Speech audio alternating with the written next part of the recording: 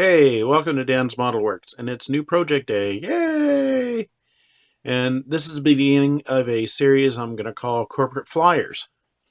And let's try to get them both in the picture here. What I have here is two aircraft. They're both 1/48 scale. But both of these aircraft filled a similar niche, a similar role, even though they first flew 43 years apart. Now, of course, first of all, we have a Lockheed Vega, and this is the AMT kit, and it was originally released in 1975, I believe, with floats. And there was another version that was released slightly before 1980. It had wheels, so it was pretty much this version. And then, of course, we have this one, which was re-released in 2017. Now, the plane itself first flew in 1927, and it was actually designed by Jack Northrop and Gerald Valtee, who would go on to found each of them their own aircraft companies. The original Lockheed Vega had 4 seats plus a pilot, so it had a total capacity of 5 people. And its original construction was wood. It was a wood monocoque. But there was a later version that was the fuselage was made out of metal. Now, the shell Vega was a 5C, which in fact was a 7-seater. I am assuming that that was a pilot and 6 seats in the fuselage. And the original Vega had a Wright Whirlwind with 225 horsepower, and eventually it was upgraded to a Pratt & Whitney Wasp R1340, which produced 450 horsepower. And there was 132 built. Moving on to the Dassault Falcon 10. This Falcon 10 is by Hasegawa. The kit originally came out in 1980, and of course I'm getting this information from ScaleMates, which is usually maybe 80% accurate. It was re-released in 1994 and 1995, and it actually was re-released as a reboxing by Revell in 2003. So you should be able to find this kit. Now, as for the plane itself, it first flew in 1970, and it was introduced into production in 1971, and production continued until 1989. Now, 226 were built. Now, according to Wikipedia, the capacity was 4 to 8. Now, I'm not sure if that included the 2 crew members or not. Was the total capacity 8, and 6 of those being passengers, or are we talking total capacity of 8? I wasn't able to tell. But it had 2 Garrett turbofan engines. Now, why did I combine these as a project? Basically, civilian planes is actually a subject that a lot of modelers don't really get into. Unless you've caught the airliner bug, most modelers have built, if they've built any aircraft at all, have probably built a bunch of military subjects. Very rarely do we ever get into civilian subjects. And I had been kind of itching to maybe build a Piper or a Cessna. I know I've looked at Beach Bonanza kits, with the V-tail, and I just didn't actually pull the trigger. Now, this one I purchased at a show back in, I think it was September. I picked up this. I like the paint scheme, and Right On Replicas did feature this in one of his build videos. So I'd purchased this, and I was, yeah, maybe I'll get around to it one of these days. This I purchased used online. Used? I suppose secondhand is a better term. And I was thinking, ooh, private jet, that's pretty cool itself. So one of the reasons I got this was I thought it would be kind of nice to compare its size to that of a 1/48 scale jet fighter. Because people tend to think of fighters as being fairly small. But when you put them next to something like a private jet, you realize they're really quite large compared to a private jet. And then, say, 3 months ago, I got the idea of, why don't I build these two together as companion projects, similar to what I did with the Wessex. One of the interesting things about this is they as I said earlier, they fill a similar niche in that even back in the 1920s and 1930s, you would need to be fairly wealthy to afford a Lockheed Vega. So they were either owned by wealthy individuals or they were owned by corporations. Now, I know some Vegas were owned by famous pilots and things like that. I rather suspect they had sponsors and that sort of thing. Of course, private jets have the same sort of niche. There's a few wealthy individuals who can afford a private jet, but most of them are owned by corporations. The interesting contrast between these two is in the 1920s and 30s, a corporation would gladly slap their name and logos all over a plane because that was seen at that time as being good public relations. It was showing how modern your corporation was and how they were embracing new technology and things like that. Contrast that to the modern era, where if you went to an airport that had a fairly large population of corporate or private jets, and there are some out there, you would be hard-pressed to find who owned most of the private executive aircraft that are out there. Mainly because, with one notable exception, most people who own this sort of aircraft realize that, you know what? Even if you can make the argument that it's worth it to you to own this and to use it and that you can pay for it and things like that, there is a certain stigma to it. Recall what happened when the chief executives of the big three automakers went to Washington to basically say, hey, we're in financial trouble. And it was pointed out, hey, you guys flew here on private jets. And the next meeting they had, they basically carpooled from Detroit. And I'm not going to begrudge a person who can afford a private jet to buy it and use it. I'm not going to begrudge a corporation who says, you know what, it's worth it for our top 4 people to be able to get wherever they need to go, buy a private jet. I'm not going to begrudge that. I'm not going to get into any of that. This is the project. I'm going to build these things together. There's going to be some interesting contrasts. This is a much more sophisticated kit than this. I'm going to see what I can do to improve the detail on the Vega wherever possible. And I think the decals in this one may have some marks on them. I think there was a note on the kit that said that. Taking a close look at the Vega, recall that this kit dates back to the 1970s.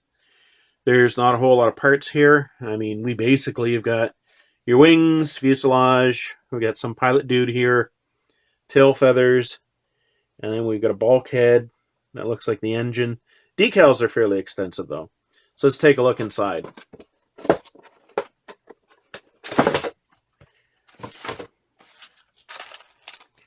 So we've got our clear parts. Now, I have read that the visibility out of the cockpit of a Lockheed Vega was pretty terrible. And we've got our parts. Here is our engine. Engine's not too bad. And it looks like the pilot basically sits on this little shelf here. And here's our pilot. Right there. And of course we have our wheel spats. It would be interesting to have the version with the floats. That would be kind of cool. I have a thing for float planes. And we've got our wings. Not a terribly broad wingspan, about on par with a 1930s or 40s fighter. And then, so here's our decal sheet for our Lockheed Vega in shell colors. Interesting thing is, nowhere did they actually have the shell logo itself, which is a little bit of a disappointment, but if it wasn't on the real plane, it wasn't on the real plane. Although you can see that it says shell right there.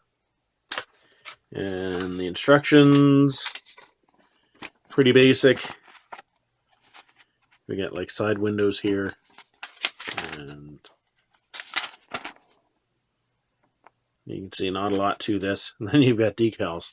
So we've really only got 4 assembly steps. Kind of reminds you a little bit of the Galileo 7. There wasn't a whole lot to assembling that either. Now we've got our Falcon 10 by Hasegawa, and talk about a contrast. The Vega had about 31 parts. There's quite a few more parts to our Falcon. We've got our instructions here. And we've got what I would assume to be Japanese, and then of course we got an English potted history. A few more steps. We got five assembly steps. So really there's only one more assembly step. But there's quite a few more parts here. And they do give us a complete interior, which is nice. Let's meet the parts. First, as I mentioned earlier, I was advised before I purchased the kit that the decals were stained.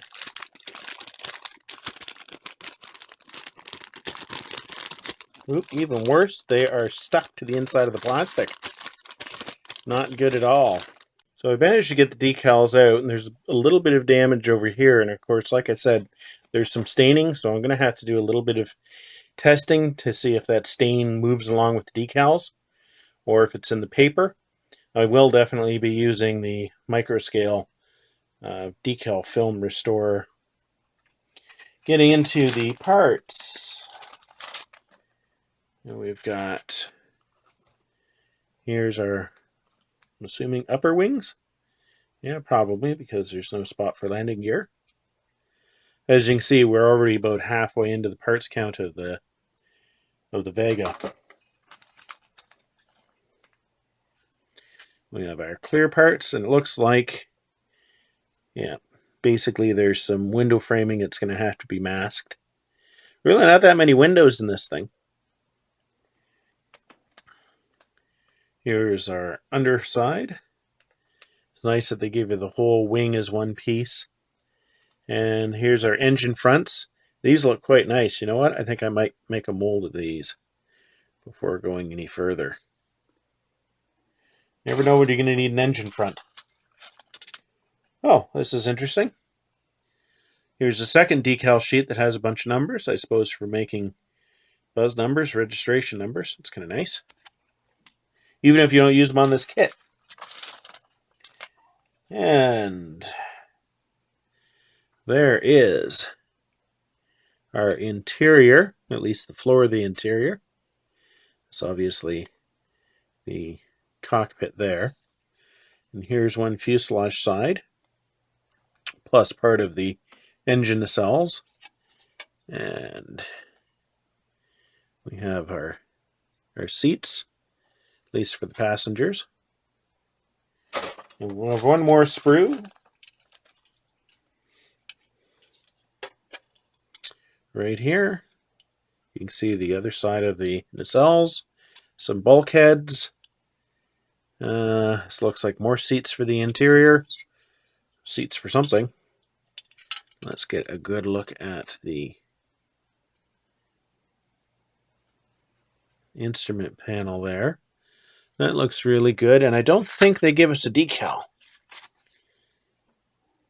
Oh, they give us a little bit of a decal, mostly for the center section here. But that looks quite nice. Actually, I'm a little disappointed in the pilot seats. They don't look very good. There's the control sticks right there. Let's get a good focus on them. So I think this is going to be a cool project. There's going to be some challenges to overcome. The decals, and I'm going to have to decide how much, if any, detail I'm going to be adding to the Vega. Because, I mean, how much are we going to be able to see inside there? So that's one of the things I'm going to have to figure out what I'm going to do with. So I'm not sure where I am time-wise on this video. I wouldn't be surprised if I'm already up around the 15-minute mark. So I'm probably not going to get any construction done on this at the moment, but I wanted to introduce the project that I'm going to be starting work on as I squeeze it in between the fire truck, finishing off the van, and all the other stuff that I really should be doing as opposed to making YouTube videos. So I am going to do a little bit on this before signing off this episode. What I've been doing is gently running a number 11 blade through the door seam, and you should hopefully see that I'm starting to actually make an impression on the other side. The key here is go at it really, really slowly, a little bit at a time. Don't use too much pressure. Okay, I've almost completely gotten through. As a matter of fact, the door is almost hinging. If I put a little bit of gentle pressure on it, you can see it's just starting to open. Knife did slip in a couple spots. I'm going to have to touch those up. Shouldn't be a big problem. The only bit of research we're going to have to do is to find out whether the door opens outwards or inwards on the real plane. Alright, proof of concept. We have our door opened up. There's the door there. And I didn't do too much damage to the door or the opening. I'll clean it up a little bit, but I think that's enough of an opening to do something in terms of rudimentary interior. And if this is the amount of glazing looking down into the cockpit, we could probably do something a little bit better than what they've got. So, an actual start to the project. I know it wasn't much, but at least we have a proof of concept that you know that I've gotten the door open. And I don't know if the door opens outwards or not yet. I don't know. I'm thinking a small aircraft interior like this, they'd probably have the door open outwards.